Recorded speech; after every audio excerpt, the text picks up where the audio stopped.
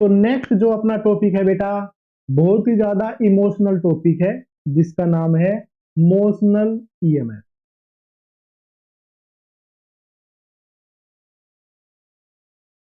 Motional EMF, इसको समझना भाई बिल्कुल ही अलग सा टॉपिक है। बढ़िया तरीके से समझते हैं, अच्छे तरीके से इसको करते हैं। देखो, अब इस टॉपिक के अंदर में हमें क्या पता चलता है, अगर कोई ऐसे मैग्नेटिक फील्ड है, ऐसे कोई यूनिफॉर्म मैग्नेटिक फील्ड है, इस मैग्नेटिक फील्ड में किसी कोइल का एरिया चेंज करते हैं, कोइल को मूव करवाते हैं, तो ये ऑब्वियस सी बात है, इससे रिलेटेड जो फ्लक्स है वो चेंज होता है, और जिसकी वजह से इसमें ईएमएफ इंड्यूस हो जाता है। ठीक बात है, उसमें कोई दिक्कत नहीं है, ऐसा होता है। अगर बेटा इसी केस में और थोड़ा सा सिंप्लीफाइड करके समझो, अगर कोई रोड रखी हुई है इसके अंदर, इस मैग्नेटिक फील्ड बी में कोई अगर रोड रखी हुई है, ऐसे कोई रोड रखी है इसमें, अगर इस रोड को मैं v वेलोसिटी से चलवाता हूं इस डायरेक्शन में, सिर्फ रोड को चलवा रहे हैं, ऐसे मैग्नेटिक फील्ड है, मैग्नेटिक फील्ड में रोड को ऐसे मूव करवा रहे हैं, और अगर ऐसे रोड को मूव करवाएंगे तो उस केस में रोड के जो दो एंड हैं, टॉप एंड और बॉटम एंड, इन दोनों एंड के बीच में एक पोटेंशियल डिफरेंस बन जाता है, उसी को बोला जाता है मोशनल ईएमएफ। सिर्फ क्या किया है, इस रोड को हमने मैग्नेटिक फील्ड में मूव करवाया है, बस, और कुछ किया ही नहीं है। इतना सिंपल सा सिनेरियो है। ठीक है, इसको मैं कॉपी करके रख लेता हूं। तो बेटा इस चीज का जो मतलब है वो समझते हैं कि किस वजह से क्या कुछ हो पाया है।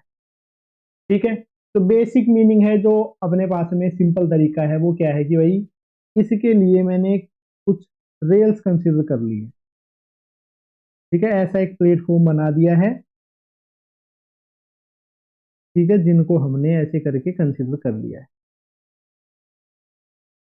ऐसे करके। ठीक है, एक ऐसा भी ये स्क्वायर सा प्लेटफॉर्म बन गया है, ये जो स्क्वायर सी लूप बन गई है, इस लूप में इधर वाली जो साइड है वो है X,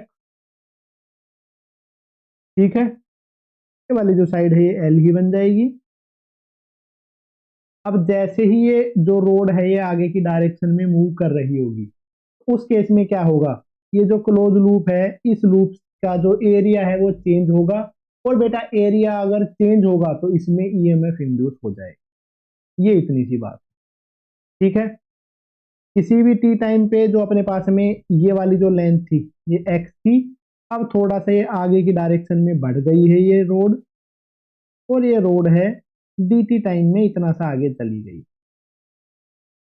ठीक है, डी एक्स विड्थ आगे चली गई है इन टाइम डी टी। इस बारे में लिख लेते हैं, if the road move in a magnetic field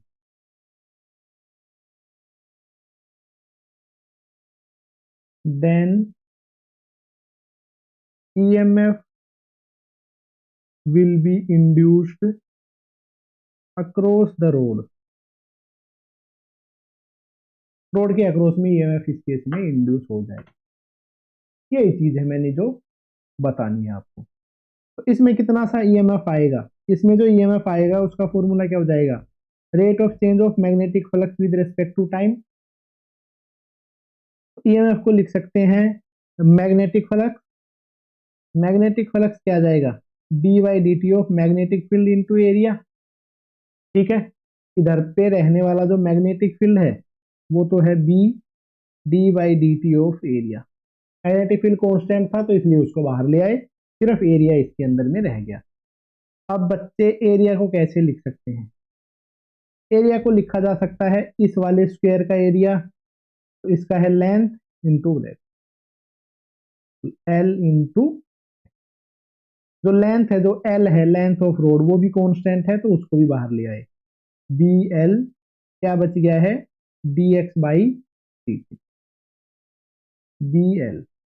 अगर मान लेते हैं डी टी टाइम में डी एक्स मूव कर पा रहा है, इसका मतलब है d x by d t, उसको क्या लिखा जा सकता है, वेलोसिटी v से लिखा जा सकता है।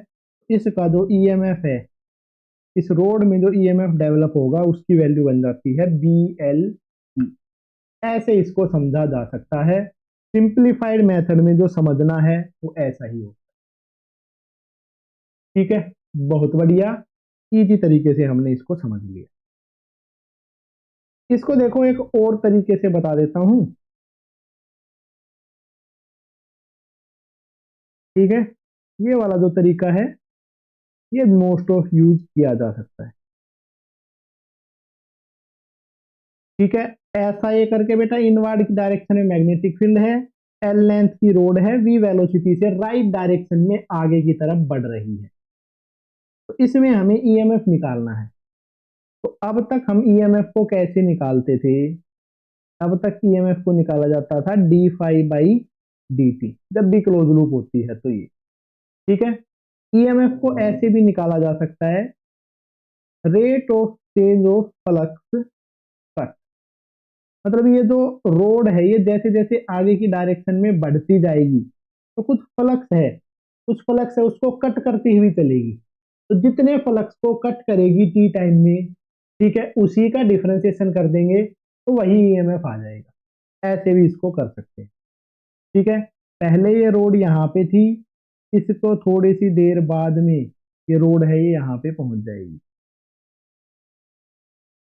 ठीक है, पहले यहाँ पे थी, टी टाइम पे जो रोड थी वो यहाँ पे थी, T plus D t time पे यहाँ पे आ गई। भाई डी टी टाइम में इतना सा आगे बढ़ चुकी। बहुत बढ़िया, कोई दिक्कत नहीं है। अब बेटा डी टी टाइम में कितना सा आगे चली जा सकती है ये रोड? इस डायरेक्शन में कितना सा डिस्टेंस ट्रेवल करेगी? Speed into time. तो v की वेलोसिटी से जा रही है, इधर तक जाने में t टाइम लगा है, तो v इंटू डी टी। तो इस रोड ने जो छोटा सा फ्लक्स कट किया है जो डी फाई है, उसकी वैल्यू मैं लिख देता हूं। जो फ्लक्स कट किया है टी टाइम में वो इतना सा फ्लक्स है, इतने से का मैग्नेटिक फील्ड इंटू इतने से का एरिया। एरिया क्या हो जाएगी? Length into breadth. इसकी लेंथ है एल और ब्रेड है v into d divided by d t. तो ऐसा करके भी इसका आंसर निकाला जा सकता है जो कि बन जाता है बी एल बी। तो ऐसा करके अगर कोई रोड है वी वेलोसिटी से चल रही है किसी मैग्नेटिक फील्ड में, तो वो जो फ्लक्स कट करेगी उसका फॉर्मूला बन जाता है बी एल। ये इसका आंसर है। ठीक है, इसी का जो रिजल्ट है उसको वेक्टर फॉर्म में लिखना हो तो वेक्टर फॉर्म में ईएमएफ को लिखा जा सकता है v cross b dot L. v cross b को l के साथ में डॉट प्रोडक्ट कर दिया।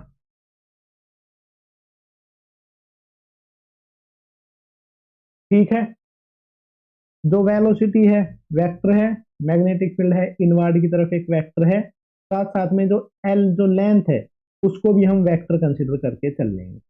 ठीक है, तब जाके जो रिजल्ट है वो आ जाए। इसके अकॉर्डिंगली अपना जो रिजल्ट है वो आ जाता है। एल वेक्टर मानना बिल्कुल आसान है, डिस्प्लेसमेंट वेक्टर जैसा है, कोई दिक्कत वाली बात इसमें नहीं है, कोई समस्या वाली बात इसमें नहीं। ठीक है, बहुत बढ़िया। ले तो भाई इसके बाद करते हैं इसका मैकेनिज्म, वो चीज और समझते हैं। ठीक है बेटा, इसका जो मैकेनिज्म है वो समझना।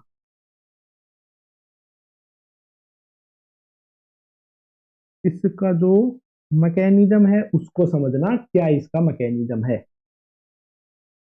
ऐसे अपने पास में एक कंडक्टर है, सिलेंड्रिकल शेप का कंडक्टर है, या एक वायर थी या तो कोई रोड थी, वो रोड है ये।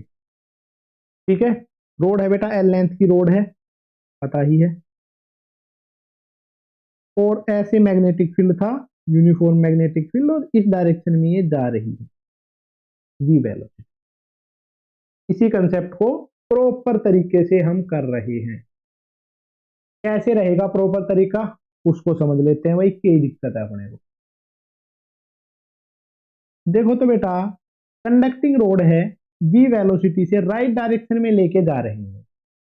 अगर अपने पास में कंडक्टिंग रोड होगी तो इसमें क्या होंगे भाई? बहुत सारे फ्री इलेक्ट्रॉन्स होंगे।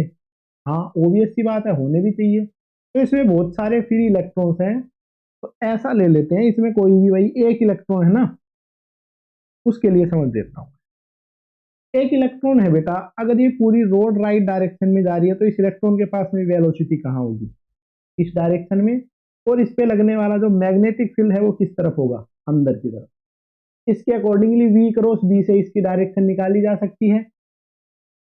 वेलोसिटी और मैग्नेटिक फील्ड का हम जैसे ही क्रॉस प्रोडक्ट करेंगे तो ऐसे करके मैग्नेटिक फोर्स निकाला जाता है।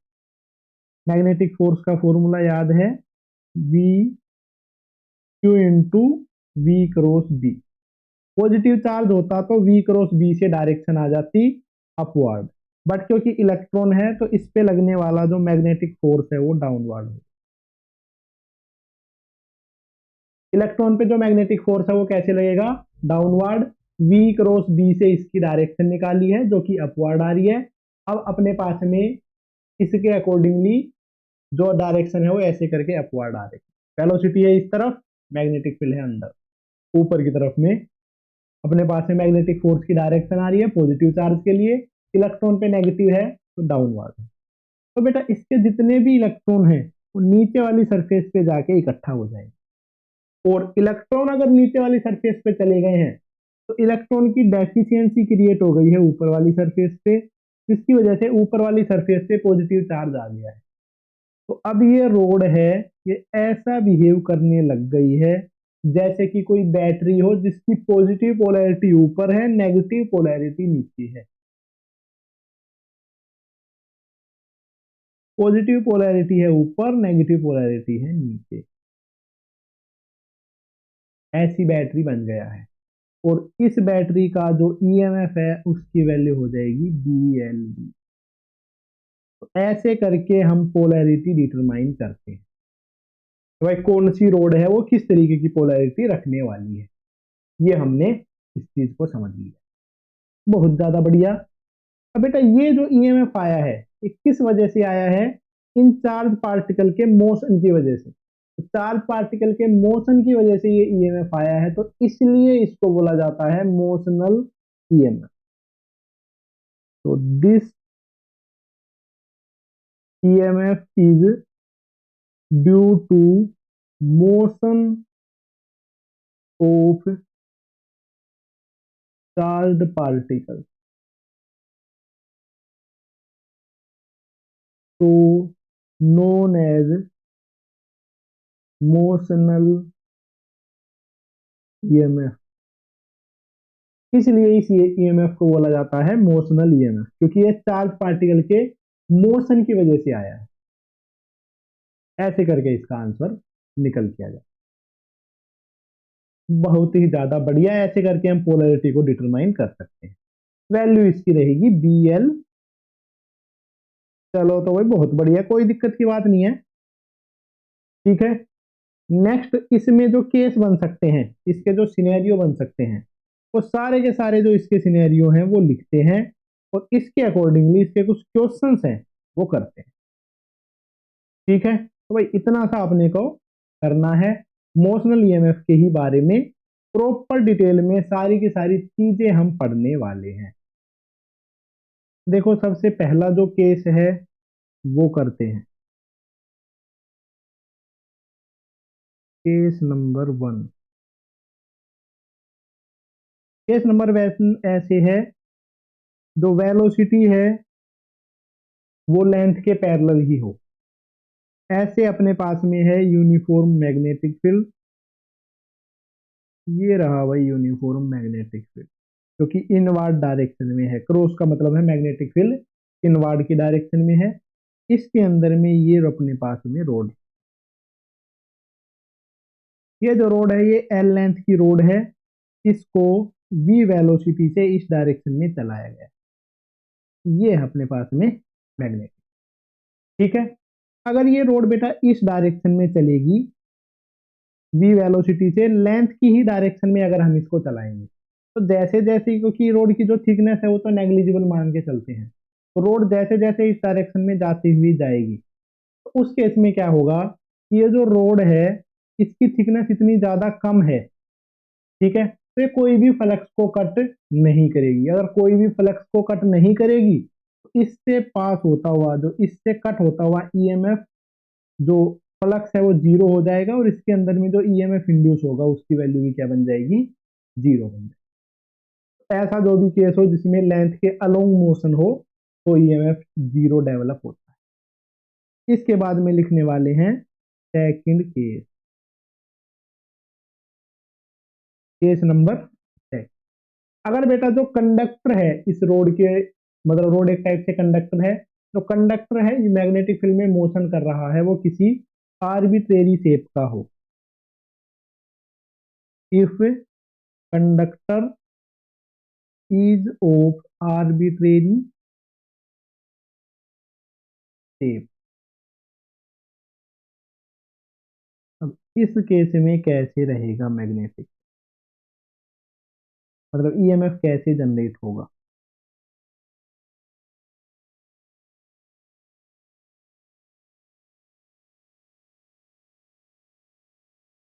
ये है अपने पास में मैग्नेटिक फील्ड, आर्बिट्रेरी शेप का ये कंडक्टर है। ये लो भाई, इस तरीके की शेप की एक रोड है जिसको हम मैग्नेटिक फील्ड में मूव करवा रहे हैं, और ये रोड है ये v वेलोसिटी से मैग्नेटिक फील्ड में मूव करवाई जा रही है,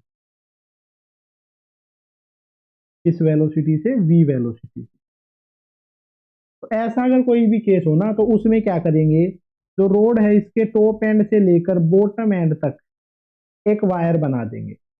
ठीक है, ऐसा मानेंगे कि ये सिर्फ ये जो इतनी सी वायर है यही मोशन कर रही है। ठीक है, इसके अकॉर्डिंगली ही अपना आंसर निकाला जा सकता है। एल लेंथ की ये जो वायर है, एक टाइप से रोड है, इस पूरी रोड को किससे रिप्लेस कर देंगे, टॉप एंड से लेकर बॉटम एंड तक के एक स्ट्रेट वायर से। और अब ये जो वायर है ये v वेलोसिटी से आगे की डायरेक्शन में बढ़ती हुई जा रही है इस मैग्नेटिक फील्ड में। ठीक है, तो v क्रॉस b से इसकी डायरेक्शन है वो निकाल लेंगे। तो ठीक है, जैसा कि बेटा मैंने पहले ही बताया था, v क्रॉस b से डायरेक्शन निकालनी है कि अभी हमने क्या निकाला था, v क्रॉस b से निकाला था तो डायरेक्शन आ रही थी अपवर्ड। v क्रॉस b में ऐसे राइट हैंड रूल लगाया था, अपवर्ड डायरेक्शन में पॉजिटिव चार्ज होता तो वो पॉजिटिव चार्ज ऊपर जाके इकट्ठा हो जाता। तो v क्रॉस b से डायरेक्शन निकालेंगे तो v क्रॉस b से पॉजिटिव चार्ज ऊपर इकट्ठा हो जाएगा, मतलब कि ऊपर की तरफ पॉजिटिव पोलैरिटी, नीचे की तरफ नेगेटिव पोलैरिटी। ऐसे करके ये बैटरी अपने पास में बन जाएगी। इतना सा इसमें करना होता है। अब इसके अक्रॉस में जो ईएमएफ हो गया उसकी वैल्यू क्या हो जाएगी, बी एल। इसके अक्रॉस में जो ईएमएफ आ गया वो आ गया बी एल इंटू बैक।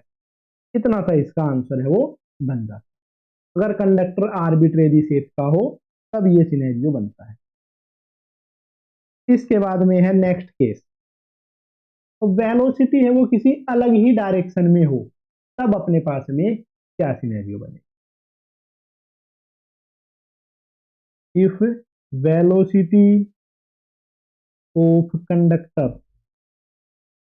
या फिर road is in other direction,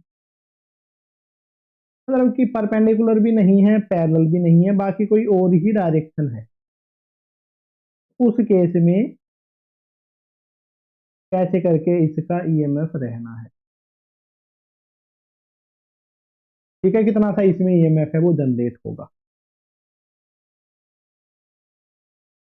ये है अपने पास में यूनिफॉर्म मैग्नेटिक फील्ड जो कि इनवर्ड डायरेक्शन में है। इसमें जो रोड रखी थी उस रोड को तो दिया मैंने हटा। ठीक है, ऐसे थी ये रोड। रोड मान लेते हैं भाई इस तरीके से है। ठीक है, ऐसे ही है रोड, तो पहले बनाई थी ना, वैसे ही है रोड भाई। वेलोसिटी है उसको ही तो अलग डायरेक्शन में कर रहे हैं, रोड भी अलग डायरेक्शन में कर देती तो भी कोई दिक्कत नहीं थी, ऐसे भी कर रहे हैं तो भी कोई दिक्कत नहीं है। सेम ही कंसेप्ट है, सेम ही आंसर आएगा। ऐसे करके वी वेलोसिटी है वो इस डायरेक्शन में है। ठीक है, और जो लेंथ है इस लेंथ से जो वेलोसिटी है वो एंगल थीटा बना रही है, इसका जो लेंथ है उससे थीटा एंगल बना रही है। तो वेलोसिटी के इस केस में दो कंपोनेंट किए जाएंगे, एक तो वो वेलोसिटी है जो रोड से परपेंडिकुलर है, एक वेलोसिटी का वो कंपोनेंट आएगा जो रोड की ही डायरेक्शन। तो ये बन जाएगा v कोस थीटा, इससे इधर वाला बन जाएगा v साइन थीटा। ठीक है, ये वाला जो कंपोनेंट है क्या बता रहा है, रोड की पैरेलल वेलोसिटी को, ये बता रहा है रोड की परपेंडिकुलर। तो पैरेलल वेलोसिटी की वजह से कितना सा ईएमएफ बनता था, पैरेलल के कंपोनेंट की वजह से कोई भी ईएमएफ नहीं आता था। सबसे पहला केस वही था। तो ऐसा जब भी केस बनेगा तो सिर्फ और सिर्फ परपेंडिकुलर कंपोनेंट देखा जाएगा। तो ऐसे में जो बैटरी है वो देखो कैसे बनेगी, वेलोसिटी है वो है इस डायरेक्शन में, सॉरी इस डायरेक्शन में है वेलोसिटी, इनवर्ड की डायरेक्शन में है मैग्नेटिक, इस तरफ वेलोसिटी, अंदर की तरफ है मैग्नेटिक फील्ड। तो पॉजिटिव चार्ज होंगे वो ऊपर की तरफ जाके इकट्ठा हो जाएंगे। तो पॉजिटिव चार्ज जो है वो इकट्ठा हो रहे हैं भाई ऊपर की तरफ, नेगेटिव चार्ज है वो इकट्ठा हो रहे हैं नीचे की तरफ। बहुत बढ़िया।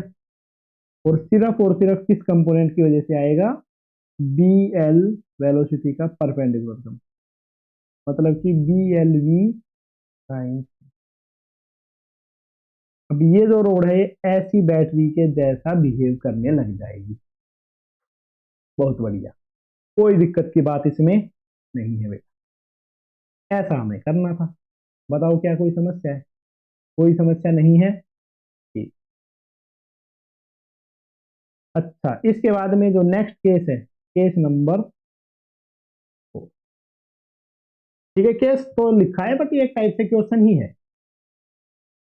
देखो बेटा क्या है, ये अब ऐसे लिख देता हूं, एवरीवेयर इनवर्ड डायरेक्शन में मैग्नेटिक फील्ड है एवरीवेयर। कोई दिक्कत की बात नहीं है। इसके अंदर में एक हमने ऐसी सर्कुलर सी जो लूप है उसको रखा गया है। ये सर्कुलर लूप है बेटा, इस सर्कुलर लूप है, इसकी जो रेडियस है वो है आर। आर रेडियस की सर्कुलर कोइल को इसमें रखा गया है। अब मैं इस कोइल को v वेलोसिटी से मूव करवा रहा हूं इस डायरेक्शन। ठीक है, मैग्नेटिक फील्ड है हर जगह पे, मैग्नेटिक फील्ड को बनाना चाहें तो भाई बना भी सकते थे।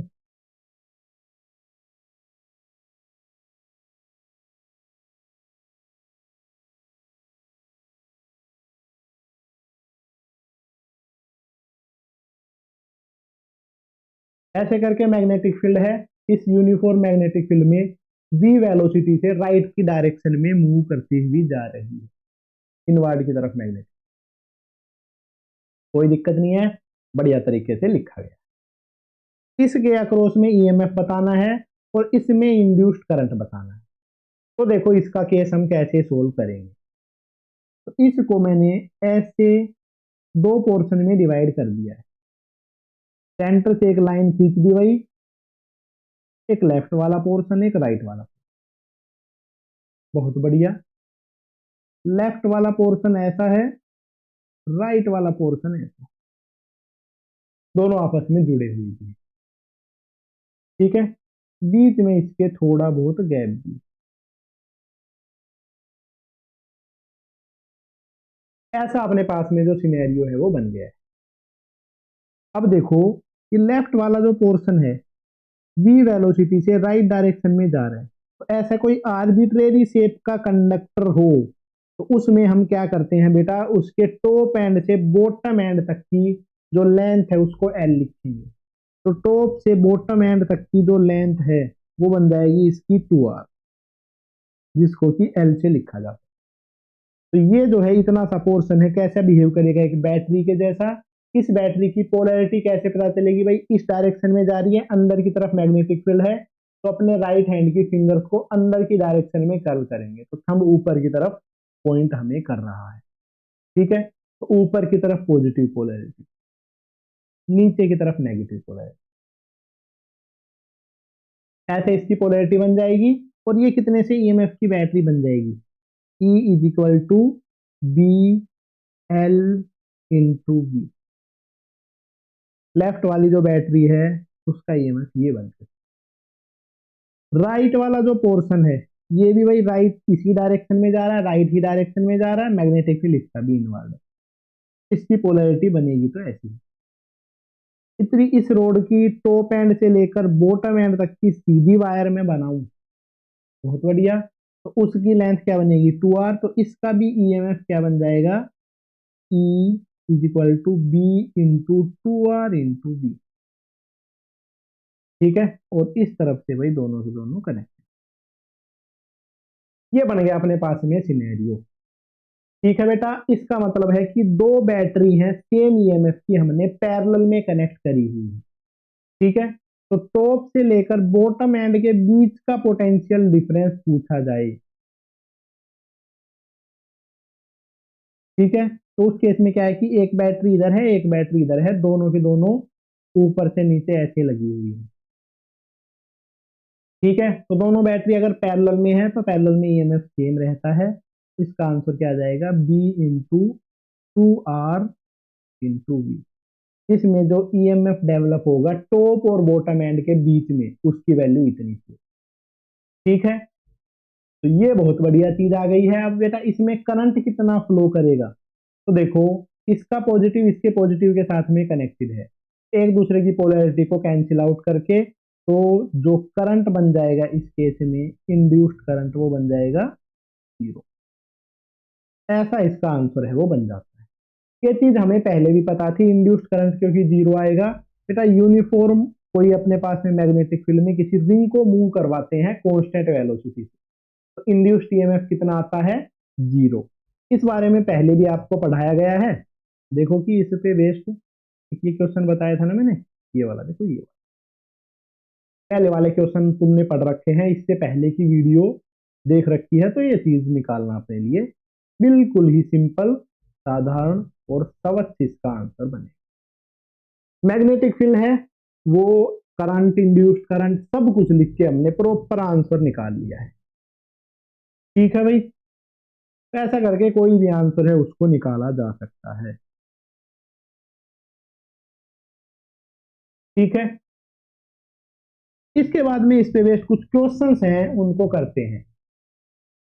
आर्बिट्रेरी शेप हो चाहे यूनिफॉर्म शेप हो, जैसी भी शेप हो, या एक टाइप से इस पे फोर्थ किया था ना, फिफ्थ और कर लेते हैं, इस पे एक और क्वेश्चन बना देता हूँ, केस बना देता हूँ एक और।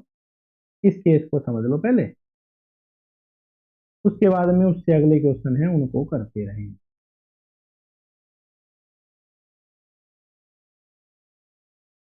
एक बेटा ऐसा है अपने पास में एक स्क्वेयर है।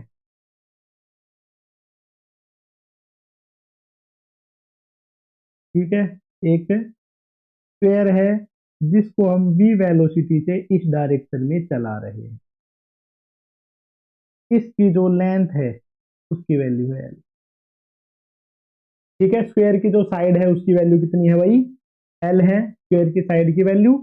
और इसमें बताना है कितना ईएमएफ इंड्यूस होगा और कितना इसमें करंट इंड्यूस होगा। तो भाई इंड्यूस्ड करंट कोई दिक्कत वाली बात है ही नहीं, इंड्यूस्ड करंट सीधा सा बता देंगे 0, और टॉप और बॉटम के बीच में इंड्यूस्ड ईएमएफ है वो और निकालना है। तो ये देखो क्या है, एक रोड के जैसा बिहेव करेगा। ये कैसा बिहेव करेगा, एक रोड के जैसा, इतना सा पोर्शन,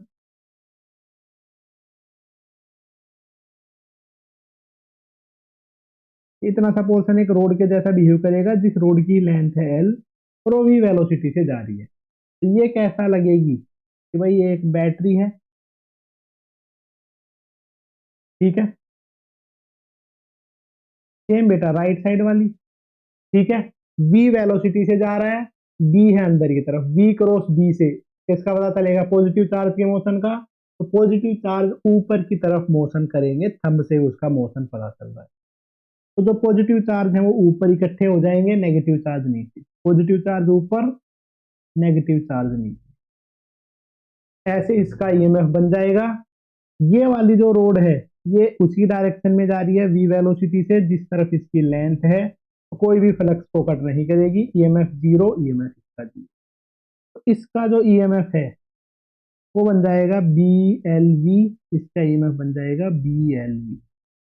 ये तो सीधी एक वायर जैसा ही बिहेव करेगी।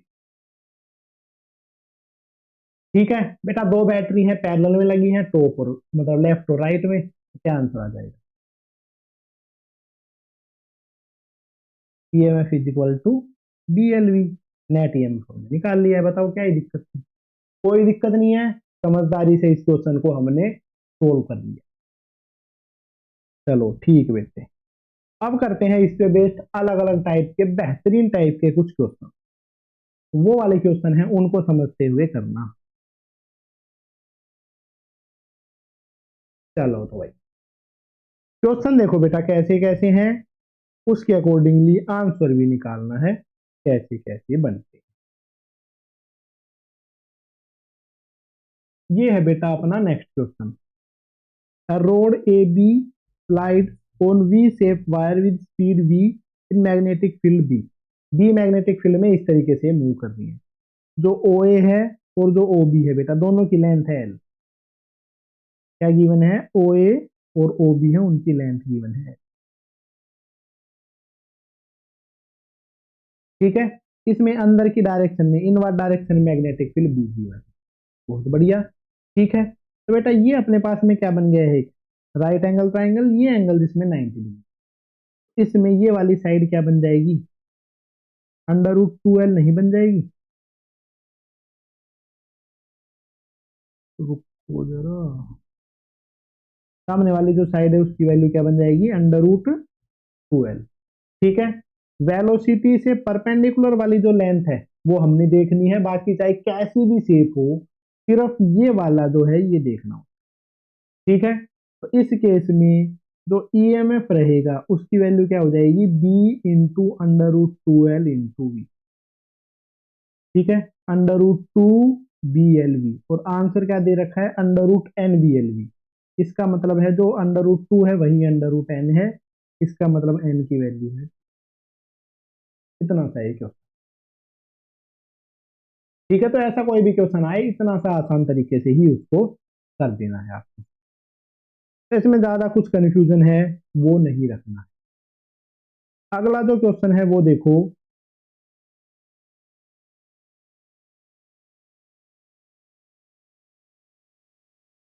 इसमें देखो बेटा, पहले तो एक यूनिफॉर्म मैग्नेटिक फील्ड है वो ऐसे रखा हुआ, ऐसा है एक यूनिफॉर्म मैग्नेटिक फील्ड।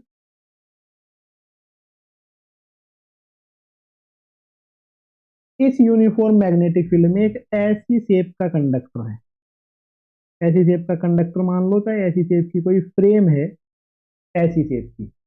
ठीक है, उस फ्रेम को रखा हुआ है, ये उसका सर्कुलर पोर्शन है, ये भी उसका सर्कुलर पोर्शन। इसमें ये वाली जो साइड है ये आर है, ये इसका सेंटर है, ये वाली जो साइड है वो इसकी आर। ठीक है, एक तो आर रेडियस की सर्कुलर आर्क है, एक 2R रेडियस की, मतलब सेंटर से 2R रेडियस। इस तरीके से उसको कनेक्ट करके इस फ्रेम को बनाया गया है। अब ये जो फ्रेम है इसको हमने लेफ्ट डायरेक्शन में v वेलोसिटी से चला दिया। ठीक है, इसमें हमें क्या कैलकुलेट करना है भाई? इसमें कैलकुलेट करना है टॉप एंड से लेकर बॉटम एंड के बीच में कितना सा ईएमएफ जनरेट होगा। कहां से कहां के बीच में? टॉप एंड से लेकर बॉटम एंड के बीच का जो ईएमएफ जनरेटेड है वो तुम्हें बताना है।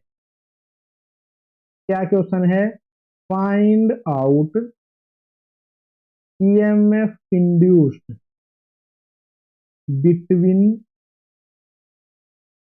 इसको मैं बोल देता हूं P, इसको बोल देता हूं Q, between P and Q end of the conductor.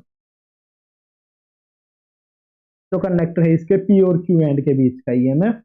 ठीक है, ऑल्सो इंड्यूस्ड करंट। इनवर्ड की तरफ में B जो है वो है मैग्नेट। लो तो वही निकालना बिल्कुल अपने लिए आसान है। इस तरफ है V वेलोसिटी से ये मूव कर रहा है, कोई दिक्कत नहीं है। ठीक है, इनवर्ड की तरफ है मैग्नेटिक, तो V × B इसमें लगाना है, लगा देंगे। तो भाई V जो है वो है बेटा इस तरफ, मैग्नेटिक फील्ड है वो है अंदर की तरफ। इसमें इसमें ऐसे नहीं, ऐसे हो जाएगा।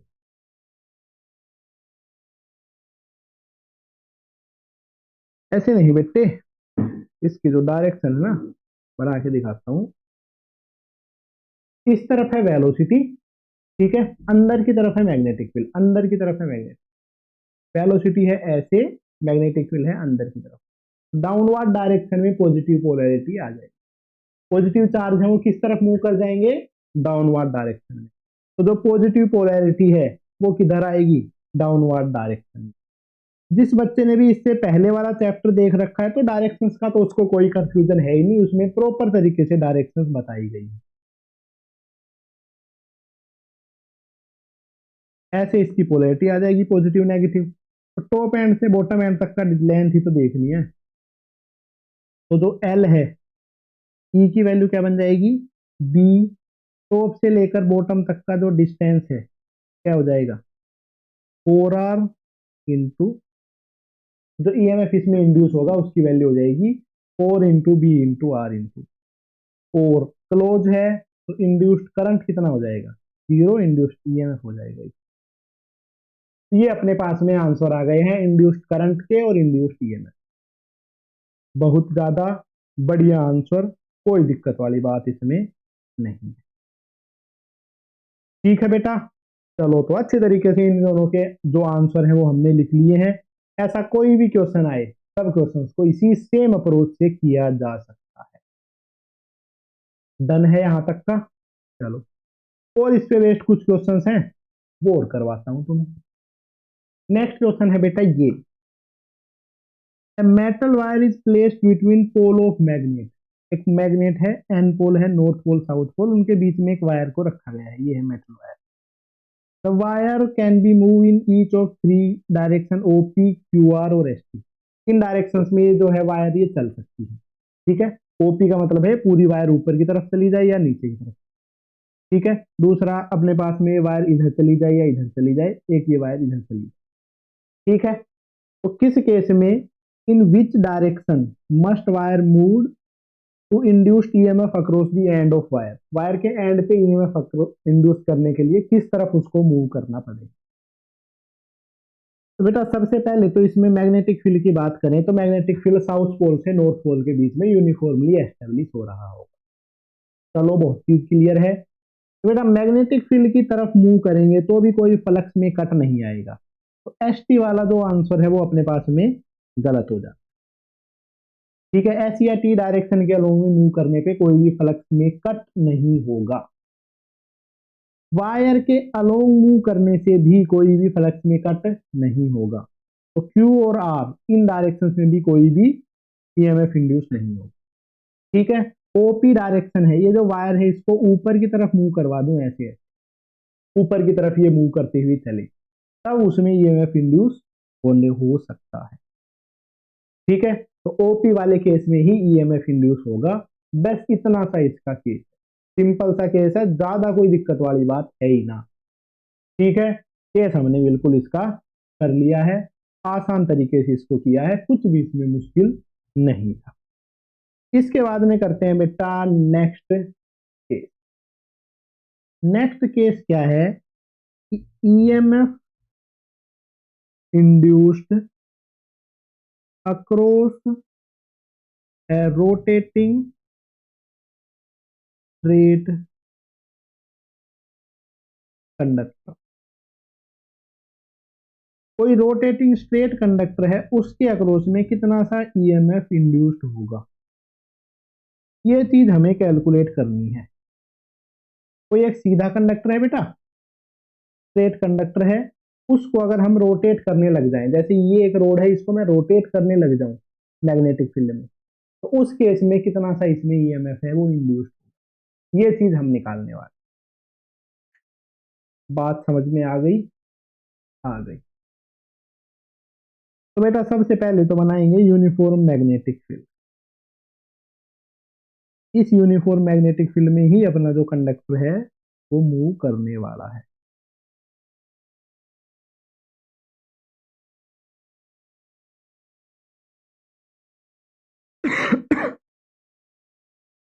ये है अपने पास में कंडक्टर, ये अपने पास में एक यूनिफॉर्म मैग्नेटिक फील्ड, इसमें हमने कंडक्टर को रख दिया है। तो भाई एक कंडक्टिंग रोड है, स्ट्रेट कंडक्टर है, इसको हमने इसमें रखा है। इसको एक कोने से हमने हिंज कर दिया है, इस कोने से मैंने इसको फिक्स कर दिया है। इस कॉर्नर के अबाउट में इसको ओमेगा स्पीड से ऐसे घुमाने लग रहे हैं। ऐसे था, ऐसे, ऐसे था, ऐसे। आई बात समझ में? ऐसे ऐसे। अच्छा, इसकी लेंथ है L। Let a rod of length L। एक रोड है जिसकी की लेंथ है भाई L, is rotating in a uniform magnetic field, magnetic field with angular speed omega. उसका मैग्नेटिक फील्ड है बी और वो एंगुलर स्पीड ओमेगा से रोटेट करने लग रही है। ऐसे करके रोटेशन है वो हुए जा रहा है। बहुत बढ़िया, कोई दिक्कत की बात नहीं है बेटा। जैसे जैसे रोटेट करेगी ऐसे ऐसे इसकी वेलोसिटी भी होगी। इसके इस पॉइंट की वेलोसिटी तो भाई जीरो होगी। इस पॉइंट की वेलोसिटी हो जाती है ओमेगा इंटू यहाँ तक का distance, omega into L. Centre of mass की omega into L by two. घर वाले की वेलोसिटी एल है। बेटा वेलोसिटी तो ऐसी रहती है ना, हर जगह की वेलोसिटी अलग अलग रहेगी। वेलोसिटी तो यूनिफॉर्म नहीं है, तो बीएलवी वाला फॉर्मूला तो नहीं लगा सकते। तो हम क्या करेंगे, इसमें छोटा सा एलिमेंट कंसिडर कर लेंगे। क्या कंसिडर कर लेंगे? छोटा सा एलिमेंट, जिस एलिमेंट पे ईएमएफ हम निकाल लेते हैं। और वैसी वैसी छोटी छोटी छोटी छोटी बैटरी है वो बनी हुई है, और सब कुछ सीरीज में लगा हुआ है। ठीक है, तो let a small element of this rod from length x to x plus dx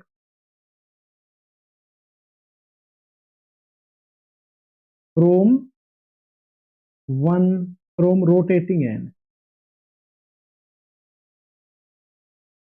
बेटा एक छोटा सा एलिमेंट हमने कंसिडर कर लिया है।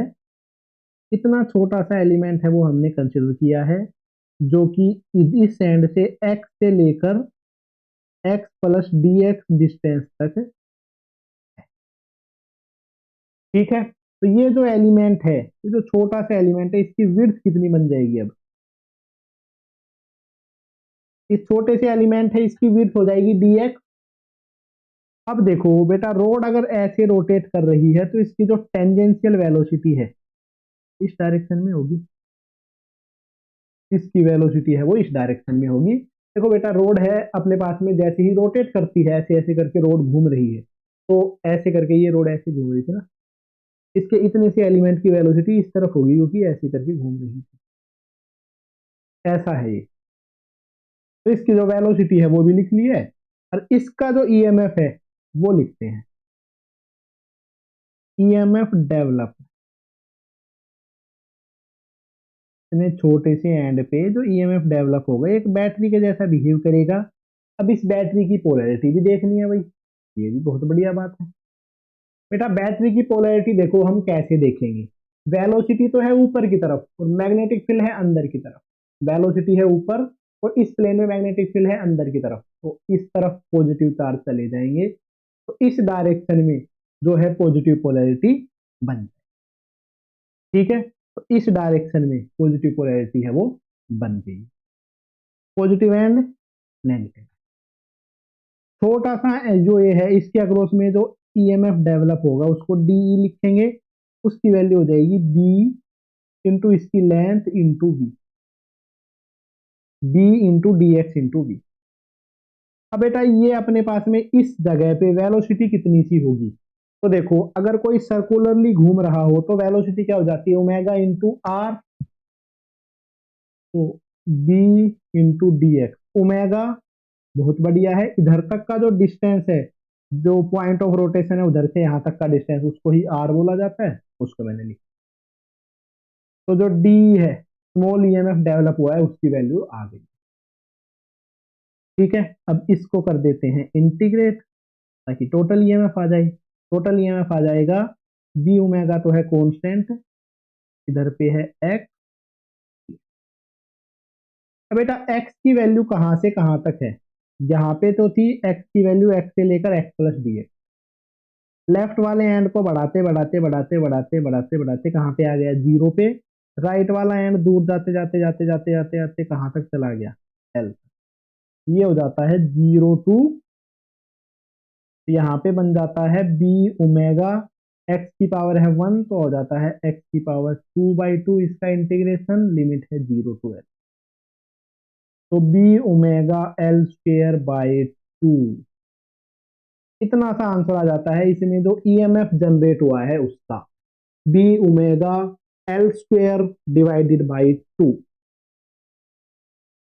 This will be our EMF generated across this road.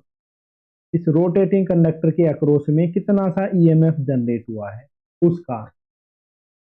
ठीक है, कैसा भी केस आए, कितने भी केस आए, यही सेम कंसेप्ट लगाना। क्लियर बात है? और ज्यादा इसमें कुछ नहीं सोचना है, ऐसा रहेगा इसका।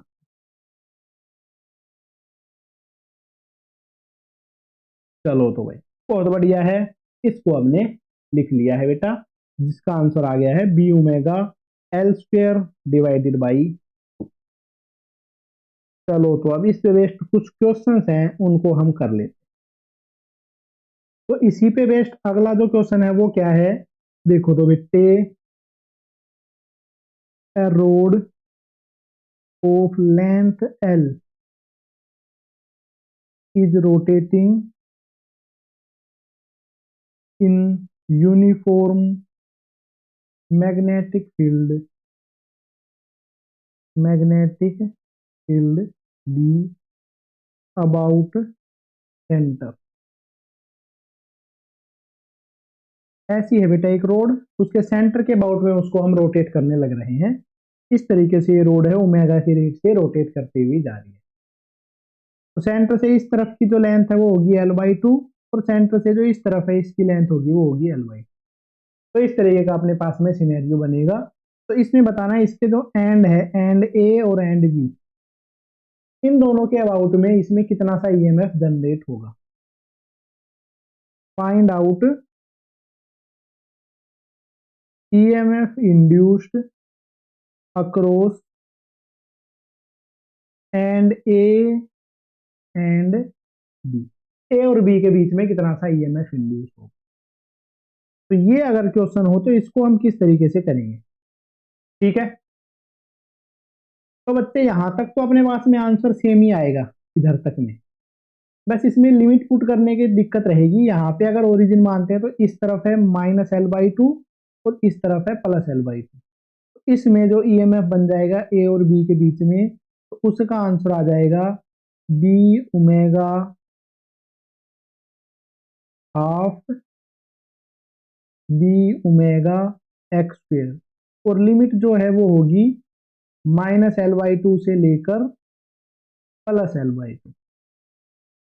ये बन जाता है half B omega L by two का square minus minus L by two का।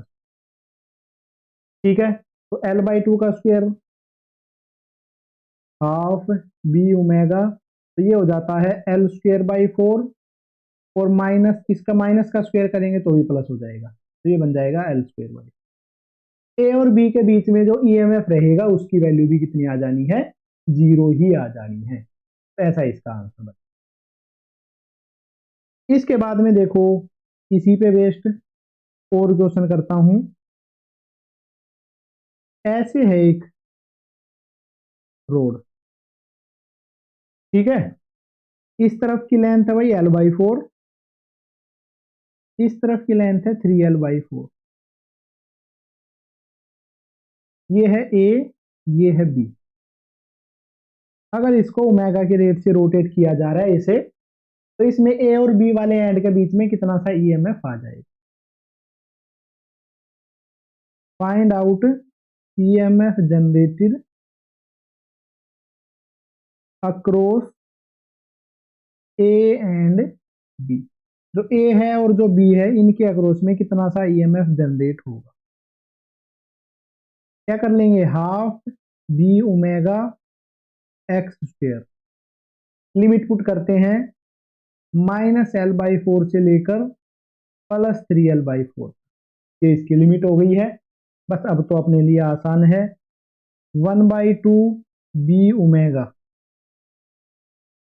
ये हो जाएगा 3L/4 का स्क्वायर माइनस L/4 का स्क्वायर, तो half B omega 9/16L² minus L²/16,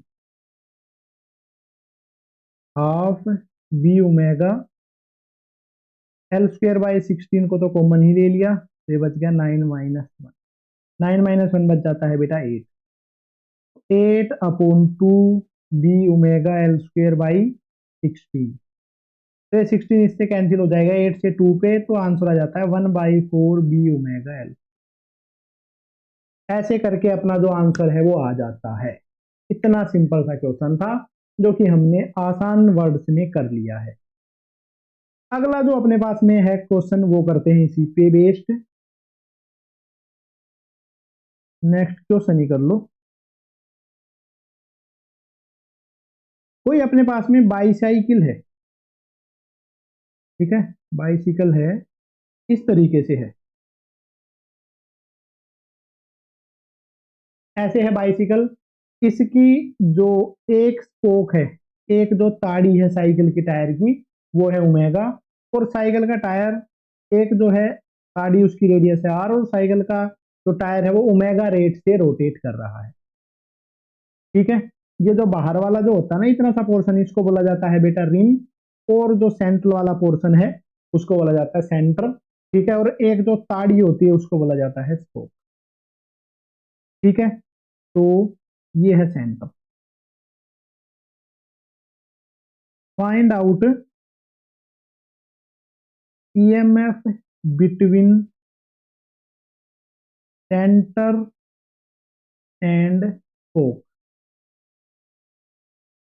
ठीक है, and spoke, centre and spoke नहीं, centre and rim, if the tyre rotate in uniform magnetic field, ऐसा है ये क्वेश्चन। तो इसका जो आंसर है वो करते हैं बेटा।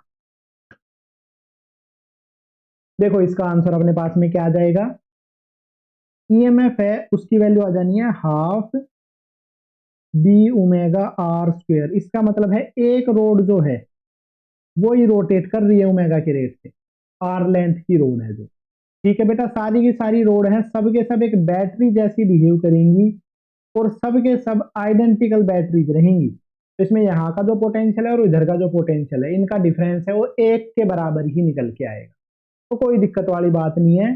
तो ई की वैल्यू आ जाएगी half B omega r square, ऐसे करके इसका आंसर है वो निकल के आ जाता है। ये इतना सिंपल था इसका आंसर, डन है, बहुत ज्यादा बढ़िया।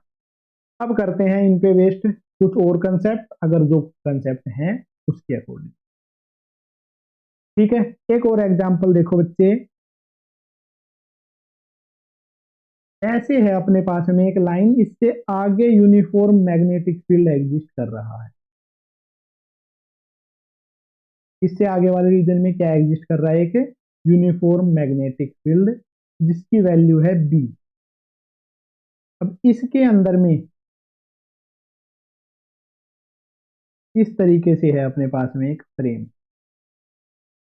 ऐसी फ्रेम है बेटा,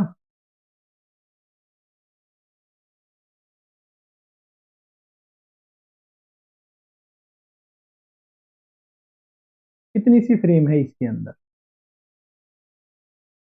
ठीक है, आधी सर्कल है आधी स्ट्रेट, ठीक है। अब जो ये फ्रेम है ये सेमी सर्कुलर जैसी सी है जिसकी रेडियस है आर, अगर ये ओमेगा रेट से इसमें रोटेट कर रही है, तो इसकी वजह से इसके जो दो एंड हैं, ये वाला एंड है और एक ये वाला एंड है, इन दोनों के बीच में कितना सा ईएमएफ जनरेट होगा, या ऐसे पूछ सकते हैं इसके अक्रॉस और इसके अक्रॉस में कितना सा ईएमएफ जनरेट, ठीक है। दोनों का आंसर सेम ही आना है, तो इसके अंदर में जो ईएमएफ जनरेटेड है उसके बारे में लिखते हैं। एक तो क्या है भाई, इतनी से जो पोर्शन है वो तो एक रोड ही है। ये वाला रोड जब रोटेट कर रहा होगा तो एक एल लेंथ की रोड है, ऐसे करके रोटेट कर रही है, तो इसकी वजह से जो ईएमएफ जनरेट होगा उसकी वैल्यू क्या हो जाएगी, half B omega r square. अब इस वाले पोर्शन की वजह से बात करें तो ये वाला जो छोटा सा पोर्शन है, यहाँ पे एक छोटा सा dx विड्थ का पोर्शन लेंगे तो उसकी जो टेंजेंशियल वेलोसिटी है वो ऐसे रहेगी। इधर का लेंगे तो उसकी टेंजेंशियल वेलोसिटी dx है और उसकी टेंजेंशियल वेलोसिटी ऐसी रहेगी। जिस तरफ लेंथ है उसी डायरेक्शन में वेलोसिटी है, तो इसकी वजह से कोई भी फ्लक्स कट नहीं होगा, कोई भी ईएमएफ नहीं आएगा, सिर्फ इतनी सी रोड की वजह से ही आएगा। तो ये पूरी एंटर कर जाएगी तो ये पोर्शन बाहर निकल जाएगा, ये एंटर कर जाएगा तो इसकी वजह से भी इतना ही तक यूनिफॉर्म सा आ जाएगा, जिसकी वैल्यू होगी half B omega r square. इतना सा इसमें ईएमएफ जनरेट होगा। ये है इसका सही आंसर। तो अगला जो अपना टॉपिक हम करने वाले हैं वो है इंड्यूस्ड इलेक्ट्रिक फील्ड। तो लिखते हैं इसके बारे में, इंड्यूस्ड इलेक्ट्रिक फील्ड। ठीक है, तो बेटा अब तक देखो हमने ये पढ़ लिया है कि कोई भी अगर क्लोज लूप होगी, ठीक है, उससे पास होता हुआ अगर मैग्नेटिक फ्लक्स चेंज होगा तो उस केस में क्या होगा कि उसके अंदर में एक ईएमएफ इंड्यूस होगा। बहुत बढ़िया, तो उसमें कोई दिक्कत की बात नहीं है भाई, ईएमएफ इंड्यूस होना भी चाहिए और होता भी है। अगर बेटा ईएमएफ इंड्यूस हुआ है उसका मतलब क्या है कि वहां पे इलेक्ट्रिक फील्ड भी आया होगा, तो वहां पे करंट भी आया होगा, तो उसमें कितना सा इलेक्ट्रिक फील्ड आया है उसी के बारे में ही हम लिखने वाले। तो इसी से रिलेटेड है चैप्टर, जो टॉपिक है वो क्या है, टॉपिक का नाम इंड्यूस्ड इलेक्ट्रिक फील्ड। क्लियर है? यहां से इसके बारे में लिखना स्टार्ट कर। ठीक है, this is electric field, electric field due to change in magnetic flux inside a loop. ये अपने पास में जो है इंड्यूस इलेक्ट्रिक फील्ड, ये किस वजह से आता है कि भाई किसी लूप से पास होता हुआ अगर जो मैग्नेटिक फ्लक्स है वो चेंज हो रहा है तब, तो जो इंड्यूस्ड ईएमएफ है उसकी वैल्यू क्या बताई थी भाई फैराडे ने? फैराडे ने ये बताया था कि जो इंड्यूस्ड इलेक्ट्रिक फील्ड है उसकी वैल्यू होती है negative of d phi by d t, और जो फाई है वो मैग्नेटिक फ्लक्स है यहाँ। ठीक है भाई। अब बेटा जो ईएमएफ होता है, ईएमएफ को हम क्या लिख सकते हैं, ईएमएफ का मतलब है पोटेंशियल डिफरेंस। तो पोटेंशियल डिफरेंस क्या हो जाता है, इंटीग्रेशन ई डॉट डीएल, ऐसे ही तो लिखा जाता है। पोटेंशियल डिफरेंस को क्या लिख सकते हैं, इंटीग्रेशन ई डॉट डीएल। साथ साथ में बेटा क्लोज लूप होती है तब होता है, तो इसमें क्लोज इंटीग्रेशन हो जाएगा। क्लोज लूप पे इंटीग्रेशन कर रहे हैं और ये बन जाता है minus d phi by d t. यहाँ पे जो ये ई है इसका ही नाम होगा इंड्यूस्ड इलेक्ट्रिक फील्ड। ऐसा होता है मेरे बच्चे इंड्यूस्ड इलेक्ट्रिक फील्ड। चलो भाई, बहुत बढ़िया बात है।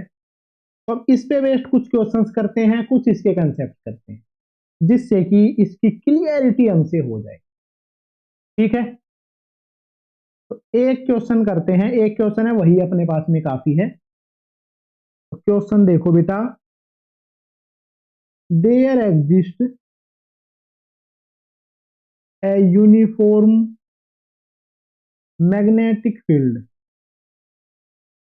Magnetic field in a circular region of radius are.